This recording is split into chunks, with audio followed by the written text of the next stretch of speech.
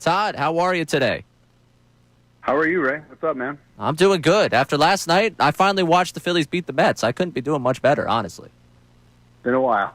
It's been a while. It has been a while. We're going to start with the good from yesterday because we have a laundry list of injury concerns, postseason concerns that we could line up for you. But Aaron Nola last night, 6 scoreless, looks more like the Aaron Nola that we were accustomed to 4 years. What'd you take out of his performance, and what can he do to get himself into the conversation to be in that top 3 come the NLDS? Well, his start on Monday night was huge in so many different ways. Huge for him personally. He's going through the worst year of his career by far, and it's potentially huge for the Phillies because they really do need a competent right-handed starter to be in this postseason rotation. And entering Monday night's game, if the Phillies clinch that first round bye, they open their postseason in the NLDS. You only need 3 starters, right? And that probably would be, it would be Christopher Sanchez, Ranger Suarez, and Jesus Luzardo. But you would like to have a right-hander in there to kind of mix things up, give the hitters a different look, go lefty, righty, lefty, especially, and you're going to need 4 starters in the NLCS. So if Aaron Nola can return to form, get hot at the end of the season, show some things, he doesn't have to go out and do what he did last night, 6 scoreless, but even just 6 innings, 3 runs, just keep the team close, be competitive. I think that would be huge. Especially following the loss of Zach Wheeler, they don't have that right-handed guy right now, but Aaron Nola can be that. So it was a big development. Now he just needs to keep it up in his next few starts. So just to follow along with that idea, given the season-long merit conversation over the 3 guys you mentioned that would right now slot into your NLDS starting rotation, what do you think the bar has to be for? I know you gave the 6 innings, 3 earned runs there, but for Nola to really get his way back into that conversation, what do you think we see? Like, how much does he have to do to them? Because I know for the fan base, a lot of people aren't going to sign up to see him because of the way they feel about the season he's had. But to them, how close would the Phillies be at this point to putting him in that postseason rotation? Well, I think it's already close. Again, like you don't. So they don't need 4 starters in the NLDS because there's an extra off day in there. So you can get through the entire NLDS using only 3 starters, and maybe they end up going with Sanchez, Suarez, Luzardo in the NLDS. But you are going to need 4 starters in the NLCS. So should they get to that point, they're going to need somebody. And to me, he's the leading candidate right now. And it's kind of might be funny to say because he's pitched so poorly most of the season, and we're talking about 1 start on a Monday night against the Mets. But knowing his track record, knowing his history, knowing that nothing really rattles him, if he can, again, he doesn't need to be 7 innings, 10 strikeouts, 1 run allowed. I did mention 3 runs in 6 innings. If he can be that 3 runs, 5 innings, if he can just keep them, if they feel that he can go out and compete and give the offense a chance to win the game and pass the ball, hand the ball to the bullpen in the 6th inning, the 5th inning, with a lead or within striking distance, honestly, I think that it might be all that they need to see. Because now, if it's not going to be him, you're talking with Taijuan Walker, who's had a nice season, but I think the Phillies are still hoping for Aaron Nola. You have Walker Buehler, who's a potential wild card. He's going to join the rotation. I think it's on Friday, whatever September 12th is. I think that's Friday. Yep. He's going to join the rotation. So he's a potential X factor. If they think they might be able to fix some things with him, who knows? I think right now, out of those 3 right-handers I just mentioned, I think Nola's got the edge. And to the news before that game last night that half the infield was hitting the injured list. Let's start with Trey Turner. Obviously says that it's grade 1. It's a little bit better than what he suffered a year ago. Still thinks it's going to be closer to the postseason, maybe a little bit before. From your eyes and what you're hearing, what do you see in the timeline? And then the concern to the level of play you're going to get from him, because we know he was more timid last year coming back from that hamstring after he suffered it early on in the 2024 campaign. Yeah, I think for sure it's probably better, about as good as news as you could have expected. As soon as he ran down the first baseline and walked off the field, you knew it was probably going to be a strain. But the fact that he said he felt a grabbing and not a pop, sometimes you'll hear players say, yeah, I kind of felt the pop in my hamstring. Well, that's not good. Obviously, that's a much more serious injury. The fact that he said he felt some grabbing and that it is a grade 1 and that they think it'll only be 2 or 3 weeks, it is about as good a news as you could have hoped. Last year I think it was a grade 2. He spent 43 days on the injured list. So that's good. Honestly, it's bad in the sense that you want to rack up the first round bye, and this makes it a little bit more challenging, but good in that it's not a grade 2, and you're not going, well, maybe he'll be back for the World Series if they get that far. I mean, if you can get him back for the NLDS, that would be great. It's important, obviously, that they get that first round bye so that they don't have to play a wild card series, so they can give him a few more days. Now, in terms of what kind of play you're going to get from him upon his return, yeah, that's a concern because he wasn't running at full speed last year. There were several games. I remember being in Seattle, for instance. I think there's a pinch running opportunity for him late in the game, and Rob did not want to use him. And they were being very careful with him. He wasn't running at full speed, but again, that was coming off a grade 2. Maybe he was being a little bit more cautious, and the fact that this is a little bit less severe, maybe when he does come back, he doesn't feel like he needs to hold back as much because the injury isn't as serious. So, but I'll tell you what, that first round bye, I think is very, very important just to give him a few extra days. I think the wild card series begins on a Tuesday, Wednesday, Thursday, and the division series, I believe, begins on a Saturday. So if you can give him like 3 or 4 extra days just to kind of get ready to rock and roll, that'd be great. But you're going to miss a lot of, I can see live pitching and all that stuff. But players have come back after missing that much time and performed well offensively. So we'll see. And a part of this stretch to get to that second seed is a very important 10-day stretch that they're currently in. Started out pretty good last night with the win over the Mets. They're also not going to have Bohm over that time. What can you tell us about what you're hearing about Alec Bohm? And a big concern for me was the third base production they had the last time he was out was certainly not up to par. How are they planning to deal with that entire side of the infield? Yeah, it sounds like, mostly Otto Kemp, maybe some Wes Wilson there. But the Bohm thing at least sounds like it'd be more closer on the 10-day side, which is certainly good news. That's something that they just needed to kind of get him through. And again, not ideal. It's never ideal to lose a player like that. But if it has been holding him back offensively, defensively, whatever, if you can get him back on track, get him healthy again, that would be good. They need to get to have a better version of Alec Bohm, just like having a healthy version of Trey Turner is critical because you need some guys to hit behind Schwarber and Harper in the lineup right now. And, they've had JT hit for it. They've had Bohm hit for it. But if you could get a healthier version of Bohm that can get on track offensively, I mean, that would go a long way. It would really lengthen the lineup up.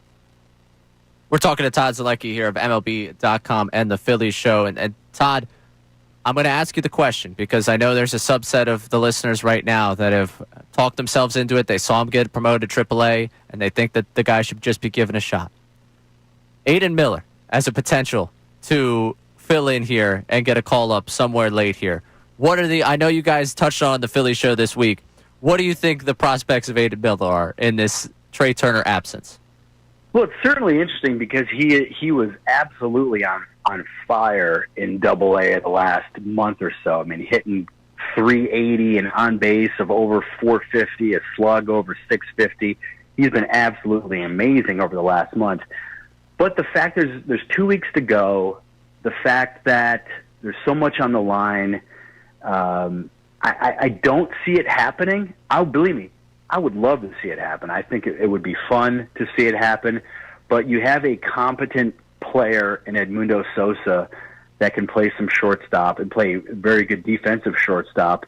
And they have enough of a cushion, so it's not like they're super, super desperate. It's not like it's a long-term injury. If Aiden Miller had gotten off to a great start the first couple months of the season and Trey Turner was going to miss 3 months, maybe that the equation is a little bit different. It doesn't seem like it's going to happen right now. But again, we were talking about this on the Philly show, like it's a fun thing to think about. It's something that I'm sure they at least discussed. It doesn't sound like it got very far, but who knows if you already have Trey Turner down. If something else happens, that could change that equation as well. And looking at the matchup here with the Mets, one thing that stuck out for this season and what's been an MVP-like season for Kyle Schwarber, the struggles have been there against the Mets. Just a .603 OPS against them this season. What do they do specifically? And it's not just him. They've had a number of guys on this lineup. What do they do specifically in this Phillies team that has really given this lineup trouble? I'll be honest. I really don't know what the magical. What the silver bullet would be for the Phillies to get going against the Mets, but they have pitched them very, very well. The guy last night, McClain, obviously he's got amazing stuff and really keeps them off balance. He's got just fantastic stuff overall. So I really don't know what it is. I do think, especially up at Citi Field, sometimes teams just have their number, and the players will always say, no, it's not in our heads, it's not in our heads. But then 10 years removed from it, right? Like, I remember John Kruk was talking about this on the broadcast recently with the Giants back in '93. The Giants cleaned the Phillies' clock in '93 and in the seasons before. And he said, we never talked about it publicly, but in our heads, we were like, we do not want to face the Giants in the postseason. We want the Braves. Not that they thought the Braves were going to be easy, but just mentally they knew that the Giants had their way with them for whatever reason. They couldn't hit very well against the Giants. They couldn't pitch as well against the Giants. And I think that might be the situation with the Phillies against the Mets, especially up at Citi Field. But they had a couple pretty good at bats there. I think it was the second, third inning last night against the Mets, against McClain. So, at home they're a little bit more comfortable. But it's interesting. I think if the season goes the way it goes, and the Mets are the 6th seed and the Dodgers the 3 seed, and the Mets somehow upset the Dodgers, it would be the Phillies would be playing the Mets in the NLDS again, which would be kind of wild. It would be kind of wild. And it's weird to say, given the Dodgers are the reigning World Series champion, knowing the star power that they have, that there would be people rooting for the Dodgers to beat the Mets in that series, but I think a lot of people around here would be rooting for the Dodgers. Yeah, and the Phillies, and conversely, the Phillies have actually played pretty well against the Dodgers. Right. They played well against them earlier this season. They've actually pitched very well against Ohtani the past couple seasons. They've whatever they've done with Ohtani has been working.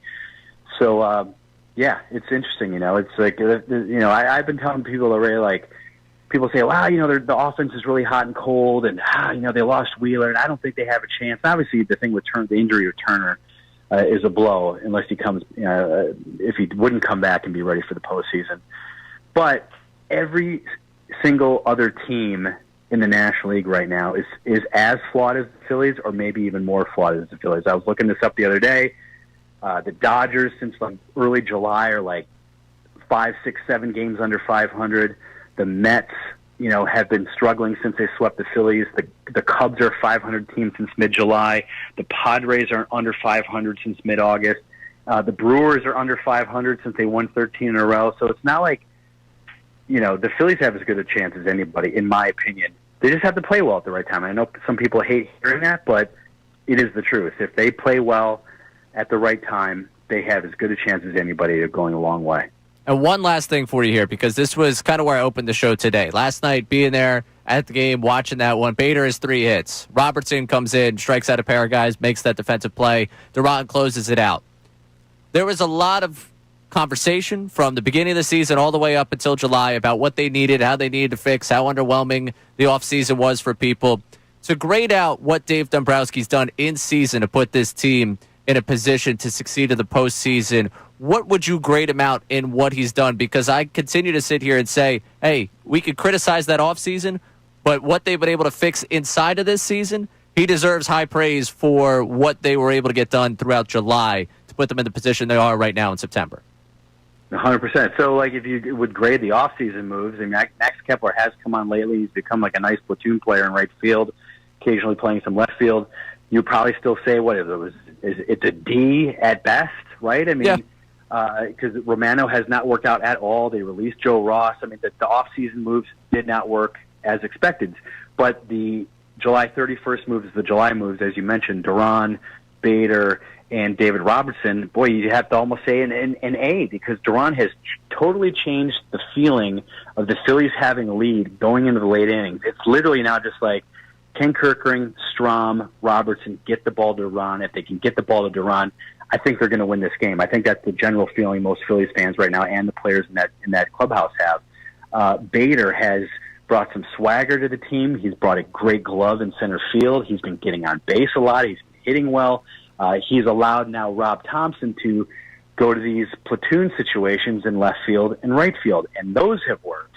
And then, of course, David Robertson, he was a great signing because, again, he's not a closer, but he fits into that Strom-Kerkering 6th, 7th, 8th inning role, and all it did was cost him money. It didn't cost him any prospect capital, and so I think that was big as well. So it's amazing.